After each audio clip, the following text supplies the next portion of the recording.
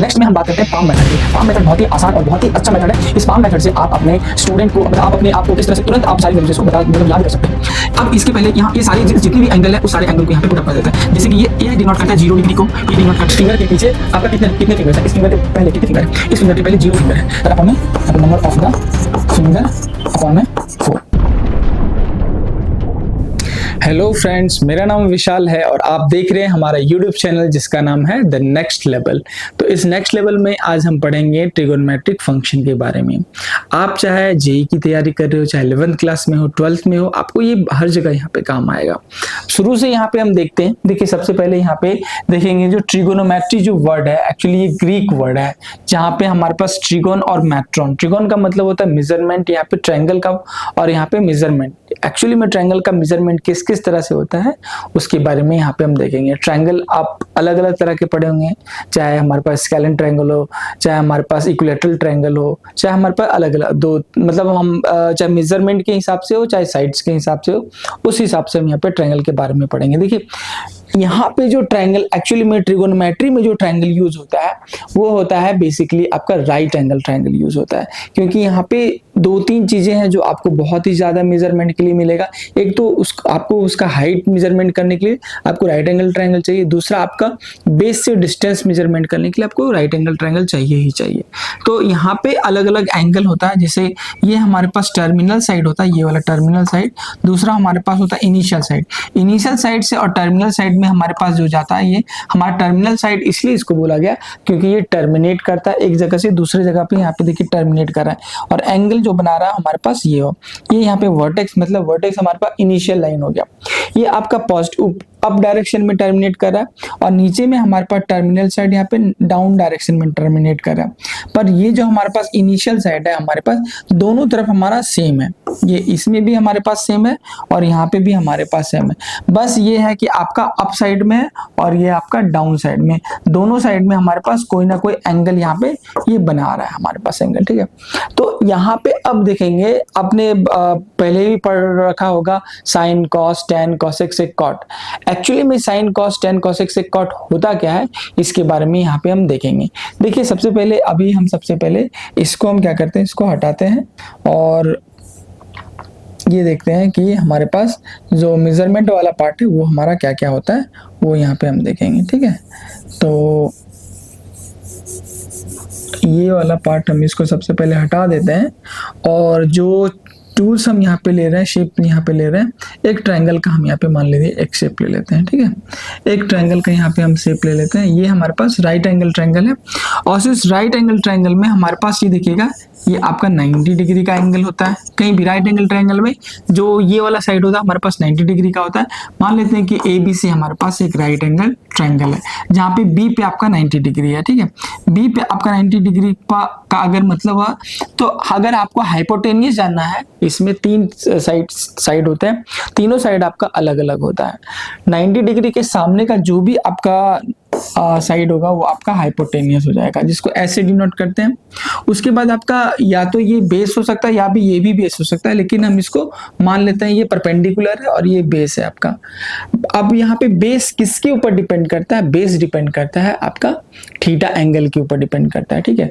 Theta angle आपका मान लीजिए अगर यहाँ पे है, ये थीटा एंगल है, तो ये आपका परपेंडिकुलर ये हो जाएगा, ये वाला उसके सामने का एंगल आपका परपेंडिकुलर हो जाएगा, तो बेस आपका ये हो जाएगा। अगर मान लेते हैं कि ये थीटा एंगल नहीं है, ये वाला थीटा एंगल है, इस थीटा एंगल की अगर हम बात करते हैं, ये अगर थीटा एंगल है, तो हमारे पास बेस परपेंडिकुलर कौन सा हो जाएगा? ये आपका परपेंडिकुलर हो जाएगा, ठीक है, और आपका बेस ये हो जाएगा, ठीक है। ये आपका क्या हो जाएगा? आपका ये बेस हो जाएगा, ठीक है। तो थीटा के ऊपर डिपेंड करता है आपका जितनी भी साइड्स है वो सबके ऊपर डिपेंड करता है। थीटा के सामने का परपेंडिकुलर बेस ये हो जाएगा, और हाइपोटेनियस आपका कांस्टेंट रहेगा। हाइपोटेनियस कभी भी चेंज नहीं होता है, ठीक है। तो बेस चीजें आपको यहाँ पे पता चल गया कि बेस हमारे पास क्या होता है, ठीक है। तो यहाँ पे हम वैसे नॉर्मली हम यहाँ पे मान लेते हैं कि ये आपका परपेंडिकुलर है और ये आपका बेस है, और इस थीटा एंगल के बारे में यहाँ पे हम बात करने जा रहे हैं, ठीक है। तो इस वाले पार्ट को हम यहाँ पे हटा देते हैं और यहाँ पे हम यहाँ पे बात करते हैं ये वाला, ठीक है। अब यहाँ पे जो भी आपके sine cos tan cosec sec cot actual में क्या होता है, बहुत सारे बच्चे ने पढ़ तो लिया, याद भी कर लिया इसको, लेकिन उसको मीनिंग एक्चुअली में नहीं पता है। तो यहाँ पे हम बात करते हैं, जैसे कि हमारे पास होता है साइन, ये हो जाएगा हमारे पास कॉस, ये हो जाएगा हमारे पास टेन, ये हो जाएगा हमारे पास कोसेक, ये हो जाएगा हमारे पास सेक, और ये हो जाएगा हमारे पास कॉट। ठीक है, तो ये सारे एंगल के बारे में यहाँ पे हम देखेंगे, और ये होता क्या है उसके बारे में यहाँ पे हम फाइंड आउट करेंगे, और ये भी जानेंगे ये एंगल एक्चुअली में उतना ही क्यों होता है। जैसे कि यहाँ पे हमारे पास साइन की अगर हम सबसे पहले बात करें कि साइन होता क्या है। ठीक है, तो साइन की अगर हम बात करें तो साइन अगर मान लीजिए कोई थीटा एंगल है तो ये होता है परपेंडिकुलर और हाइपोटेनियस का रेशियो होता है। मतलब ये परपेंडिकुलर हो गया और ये हाइपोटेनियस हो गया, इसका एक रेशियो हमारे पास साइन थीटा को डिनोट करता है। कोई भी दो साइड का रेशियो हमारे पास, मतलब ये इन दोनों साइड का रेशियो का हमारे पास क्या हो जाएगा, थीटा को डिनोट करता है साइन। और इसका जस्ट उल्टा जो होता है कॉसेक थीटा होता है। कॉसेक थीटा की बात करें तो h/p हो जाएगा। ठीक है, अब यहाँ पे हमारे पास है कॉस थीटा। कॉस थीटा का अगर हम बात करें तो बेस अपॉन में हाइपोटेनियस हो जाएगा। जो बेस आपका ये है और हाइपोटेनियस ही हो गया, और उसके बाद कॉसेक का कॉस का उल्टा हमारे पास हो जाता है सेक थीटा। तो सेक थीटा की अगर हम बात करें तो ये जस्ट इसका अपोजिट होता है, मतलब h/b हो जाएगा। ठीक है, और साइन कॉस हो गया, और उसके बाद टेन थीटा। टेन थीटा की बात करें तो p अपॉन में b, मतलब p और b का हमारे पास परपेंडिकुलर और बेस का एक जो रेशियो आएगा वो हमारे पास थीटा को डिनोट करेगा। अभी यहाँ पे वही हम बात करेंगे कि वो थीटा वो रेशियो ही आखिर में क्यों होता है, और वहां पे आखिर वो वैल्यूजेस जो होती है वो वैल्यूजेस उतनी ही क्यों होती है, वो सारी बातें करेंगे यहाँ पे। टेन थीटा का उल्टा यहाँ पे होता है हमारे पास cot theta. Cot theta will be equal to b/p। ठीक है, sine cos tan cosec sec cot. Sine का उल्टा कोसेक, कॉस का उल्टा सेक, और टेन का उल्टा यहाँ पे हमारे पास कॉट हो गया। आपको ये बेसिक चीजें हैं, आपको बिल्कुल समझ में आ गई होगी। ठीक है, तो अलग अलग यहाँ पे हमारे पास थीटा जो एंगल है उस सारे थीटा एंगल की यहाँ पे हम बात करेंगे। टोटल 5 एंगल के बारे में बात करेंगे। पांचों एंगल हमारे पास क्यों और कैसे यहाँ पे बनता है उसके बारे में यहाँ पे हम देखेंगे इसे। ठीक है, देखिए सबसे पहले हमारे पास होता है 0 डिग्री से स्टार्ट करते हैं। 0, 30 डिग्री, 45 डिग्री, 60 डिग्री, और हमारे पास 90 डिग्री। तो बेस जो होता है, जैसे 5 एंगल के बारे में यहाँ पे हम बात करें, बेस हमारे पास 45 डिग्री को हम बेस बोल सकते हैं कि भाई ये हमारा पास 45 डिग्री, इसके पीछे हमारे पास 2 और इसके आगे हमारे पास 2। बोलते हैं ना, तीतर के 2 आगे तीतर और तीतर के 2 पीछे तीतर। तो बोलो कितने तीतर, तो टोटल 5 तीतर। तो यहाँ पे हम 5 तीतर हैं। इन पांचों तीतरों के बारे में यहाँ पे बात करेंगे। भाई देखिए ये 45 डिग्री के बारे में बात करेंगे। सबसे पहले हमारे पास आता है साइन 45 डिग्री। ठीक है, साइन 45 डिग्री क्या होगा हमारे पास, देखिए साइन 45 डिग्री मान लेते हैं कि ये वाला एंगल हमारे पास कितना है, ये 45 डिग्री है, और ये हमारे पास 90 डिग्री तो ऑलरेडी कांस्टेंट रहता ही रहता है, इसको तो हम हटा नहीं सकते। ये 45 डिग्री है तो ये भी हमारे पास कितना होगा according to the triangle rule, तो ये भी हमारे पास 45 डिग्री ही होगा। ठीक है, अंडरस्टूड। ठीक है, तो ये हमारे पास परपेंडिकुलर है और ये हमारे पास बेस है। अब एक और नियम आप जानते होंगे, जब भी हमारे पास 2 एंगल इक्वल होता है किसी भी ट्रायंगल का, तो उसका साइड भी हमारा इक्वल ही होगा। मतलब हमारे पास ये एंगल यानी कि हमारे पास BAC यानी कि angle BAC equal to angle BCA, angle BCA that is equal to 45 degree. So यहाँ पे हम लिख सकते हैं AB will be equal to BC, यानी कि हमारे पास AB की वैल्यू कितनी है, P will be equal to B। P और B हमारा परपेंडिकुलर और बेस हमारा क्या हो जाएगा, वो बराबर हो जाएगा। ठीक है, यहाँ पे तो आपको समझ में आ गया। अब साइन 45 डिग्री की बात करें तो यहाँ पे हो जाएगा हमारे पास P अपॉन में H हमारे पास हो जाएगा। अब देखिए यहाँ पे ही सारा खेल है, इसी से निकालेंगे कि एक्चुअली में साइन 45 डिग्री की वैल्यू जो होती है वो आपका 1/√2 क्यों होता है। ठीक है, ये हम यहाँ पे देखेंगे। अब देखिए, अब इसके पहले हम एक आपको मालूम होगा कि पाइथागोरस थ्योरम हमारे पास क्या होता है? पाइथागोरस थ्योरम होता है परपेंडिकुलर का स्क्वायर प्लस बेस का square that is equal to hypotenuse के स्क्वायर के बराबर होगा। परपेंडिकुलर और बेस हमारे पास सेम है तो इसको लिख सकते हैं परपेंडिकुलर का स्क्वायर प्लस परपेंडिकुलर का स्क्वायर इक्वल टू हाइपोटेनियस के स्क्वायर के बराबर है, या 2p square that is equal to H square, या फिर H square equal to 2p square लिख सकते हैं, या फिर h will be equal to root under 2p square, या फिर h की वैल्यू यहाँ पे हो जाएगी p रूट यहाँ पे 2 हो जाएगा। ठीक है, h हाइपोटेनियस हमारे पास कितना आ गया? हाइपोटेनियस की वैल्यू यहाँ पे आ गई p रूट 2। ठीक है, तो अब यहाँ पे वही हमारे पास मैंने आपको क्या बताया था, साइन जो है 45 degree equal to p by H होता है।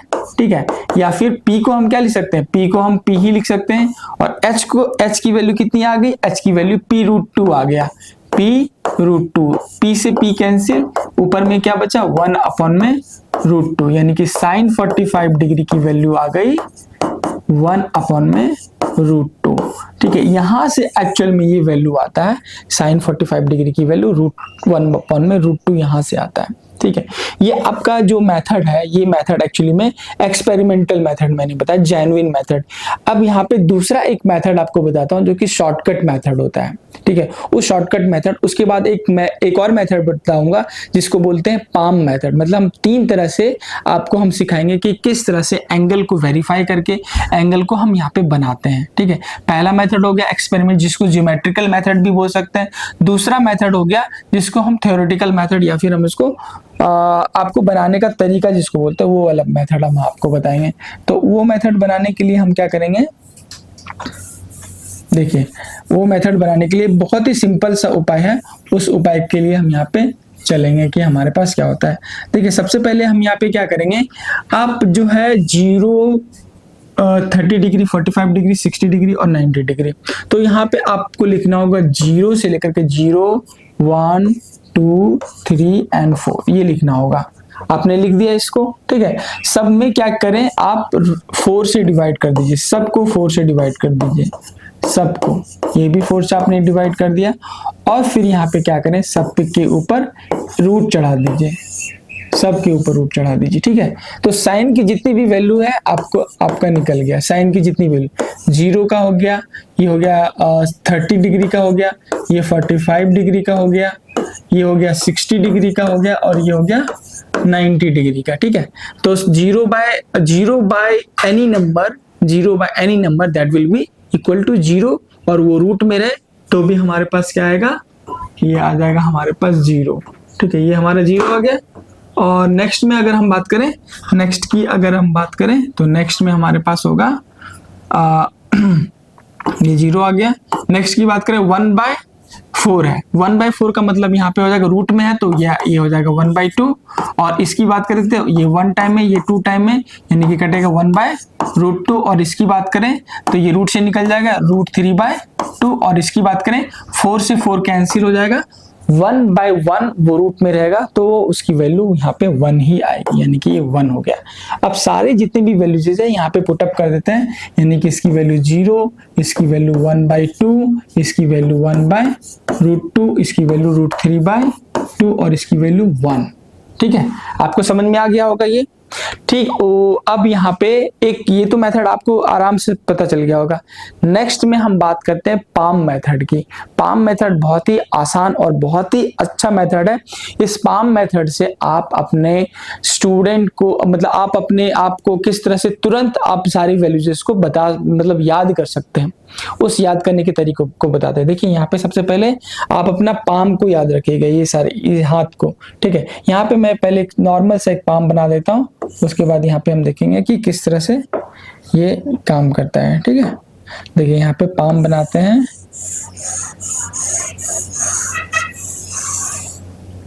ठीक है, ये पाम बन गया हमारे पास। देखिए 1, 2, 3, 4, 5 उंगली है। ये हमारे पास थंब फिंगर है मान लेते हैं, ठीक है। ये सब हमारे पास मिडिल फिंगर, लिटिल फिंगर, ये सारे फिंगर्स है। अब इसके पहले यहाँ ये सारी जितनी भी एंगल है उस सारे एंगल को यहाँ पे पुट अप कर देता है।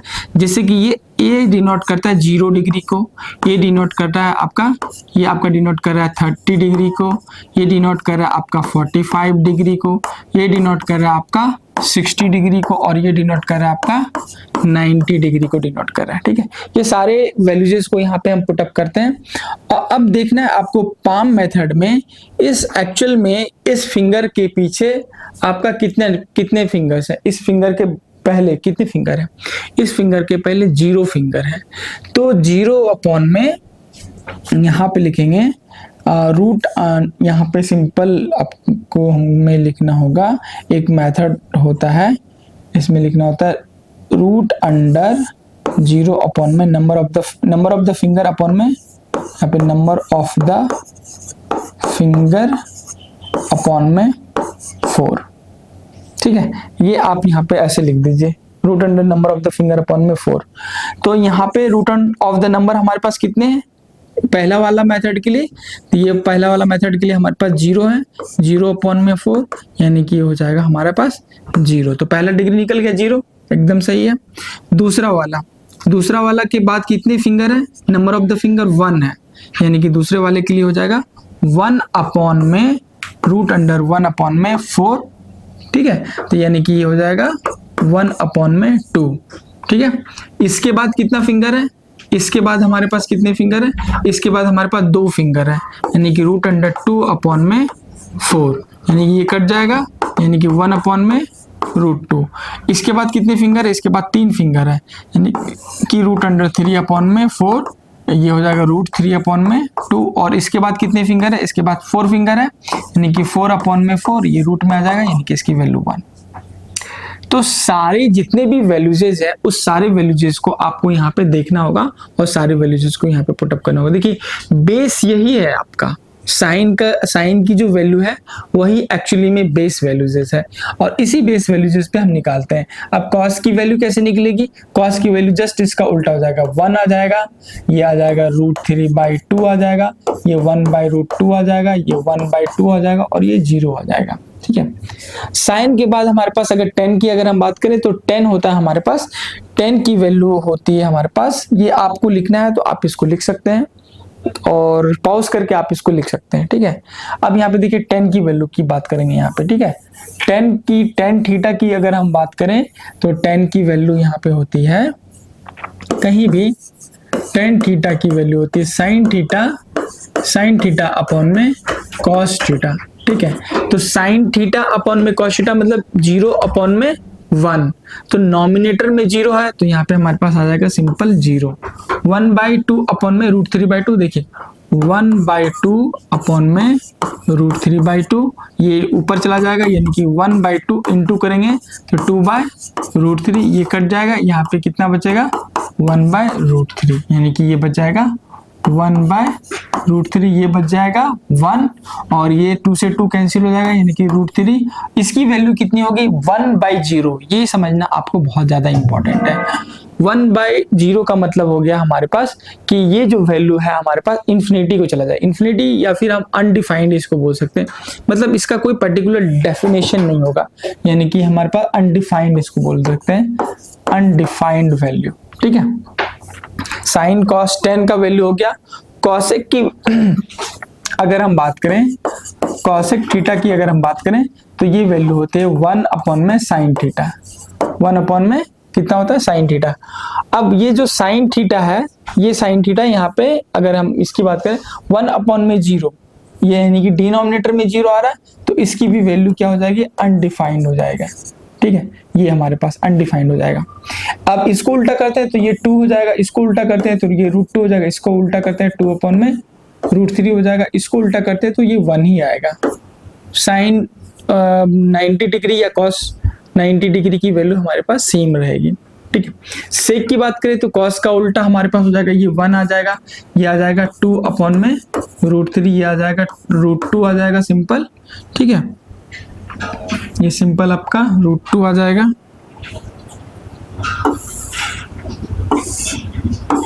ये √2 आ जाएगा, ठीक है, और ये आ जाएगा 2, और ये इसका उल्टा, मतलब हमारे पास ये 1/0, यानी कि ये हमारे पास हो जाएगा अनडिफाइंड वैल्यू हो जाएगी। कॉसेक हो गया। अब कॉट की बात करें, कॉट किसका उल्टा हो जाएगा हमारे पास, tan का उल्टा। ठीक है, तो ये भी हमारे पास क्या हो जाएगा, ये भी हमारे पास अनडिफाइंड वैल्यू हो जाएगी। ठीक है, और यहाँ पे हमारे पास हो जाएगा √3, इसकी बात करें तो ये 1/√3। अब यहाँ पे देखिए अनडिफाइंड का मतलब क्या होगा, 1/0, ये हमारे पास अनडिफाइंड। अब अनडिफाइंड का उल्टा हमारे पास क्या होगा, ये हम देखेंगे। अनडिफाइंड का उल्टा मतलब 1/1/0, तो 0 पर चल जाएगा, 0/1, यानी कि हमारे पास 0 हो जाएगा। अनडिफाइंड का उल्टा हमारे पास 0 होता है। तो ये आपका बेस इक्वेशन हो गया, ये बेस सारी चीजें हैं। आपको मैंने 3 मेथड बताए यहाँ पे। पहला मेथड आपको नॉर्मली मेथड हम किस तरह से यहाँ पे फाइंड करते हैं, ये सारी वैल्यूज ये मैंने आपको बता दिया। दूसरा मेथड पाम मेथड बताया। तीसरा हम आपको ज्योमेट्रिक मेथड मैंने आपको बता दिया था कि साइन का हमारे पास होगा, अगर मान लीजिए कि साइन 0 की वैल्यू, तो साइन 0 का मतलब हमारे पास क्या होगा, ये जो वैल्यू थीटा की वैल्यू जो हो जाएगी हमारे पास 0 हो जाएगा। ये यहाँ पे थीटा का वैल्यू 0, जब थीटा की वैल्यू 0 हो जाएगी तो ये इसके ऊपर फ्लिप कर जाएगा। ठीक है, तो फ्लिप कर जाएगा तो सिंपल यहाँ पे कोई वैल्यू ही नहीं बचेगा, मतलब हमारे पास जो परपेंडिकुलर की कोई वैल्यू ही नहीं बचेगी। जब परपेंडिकुलर की कोई वैल्यू नहीं बचेगी तो 0/1, ठीक है, तो सॉरी 1/0, 0/1, 0/1 मतलब हमारे पास 0, क्योंकि p/h होता है, p बाय एनी नंबर, तो perpendicular by any number, perpendicular by hypotenuse यानी कि 0। बाकी सारा आपका उसी तरह से डिफाइन में आपका आ जाएगा, चाहे 30 डिग्री की लीजिए, 60 डिग्री की लीजिए, चाहे 90 डिग्री की लीजिए, ये आपका डिफाइन आ जाएगा।